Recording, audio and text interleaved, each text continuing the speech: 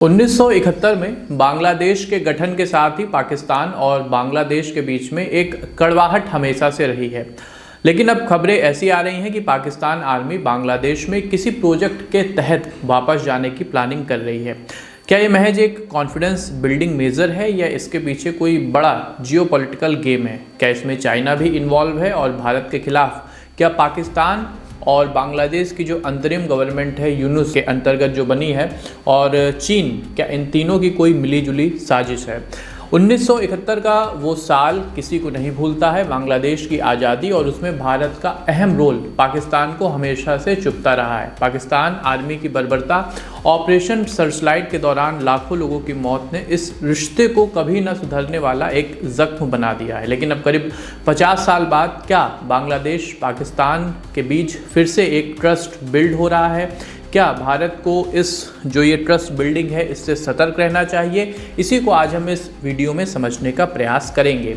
सबसे पहले समझते हैं कि क्या सीपेक और चीन का इन्फ्लुएंस इसके पीछे है। तो पाकिस्तान और बांग्लादेश दोनों ही चीन के करीब हैं। क्या चीन इस कदम को अपनी बेल्ट एंड रोड इनिशिएटिव को मजबूत बनाने के लिए इस्तेमाल कर सकता है?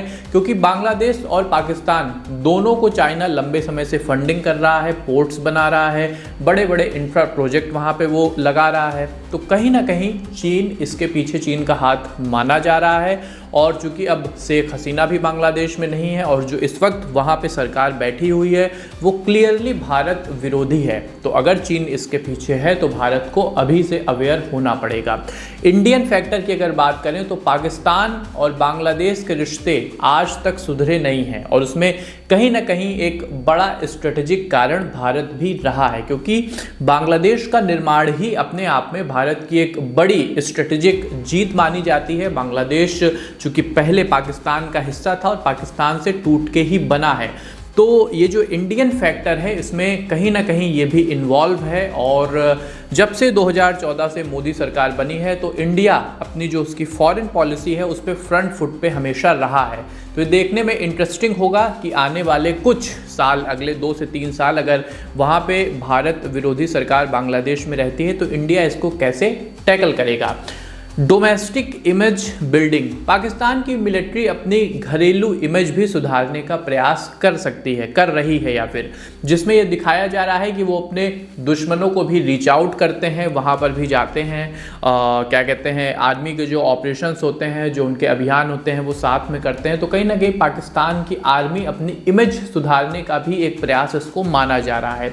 शेख हसीना सरकार ने हमेशा से भारत के साथ मजबूत रिश्ते रखे, लेकिन अब बांग्लादेश में जो सरकार है वो अपनी अर्थव्यवस्था को, अपनी सुरक्षा को, अपनी नीतियों को डाइवर्सिफाई करना चाहती है और उसमें पाकिस्तान उसका एक प्रमुख सहयोगी बनता हुआ दिखाई दे रहा है। इसमें एक प्रमुख जो रोल है वो जमात इस्लामी का है, क्योंकि जमात इस्लामी का मुख्य हाथ माना जाता है शेख हसीना को हटाने में।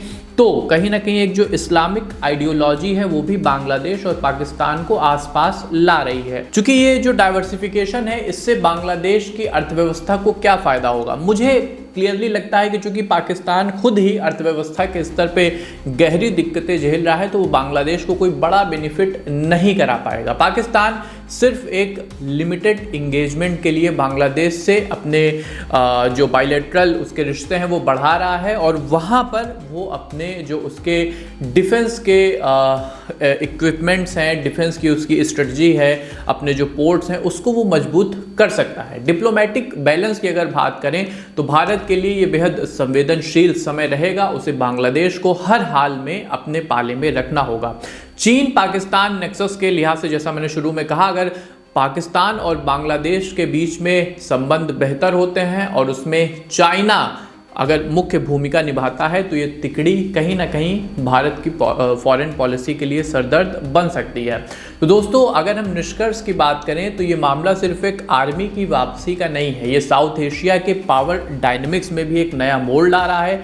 पाकिस्तान की ये पहल असल में दोस्ती है या भारत के खिलाफ कोई गहरी साजिश, ये देखने वाला होगा। और जो इंडियन डायस्पोरा है, जो इंडियन डिप्लोमेट्स हैं, इंडियन फॉरेन पॉलिसी मेकर हैं, उन्हें पूरी जो फ्रेंडशिप बिल्डिंग है इस पर तीखी नज़र रखनी होगी। आपका इस न्यूज़ के बारे में क्या विचार है कमेंट बॉक्स में ज़रूर लिखिएगा और 9 PM न्यूज़ नेटवर्क को सब्सक्राइब ज़रूर कर लीजिएगा।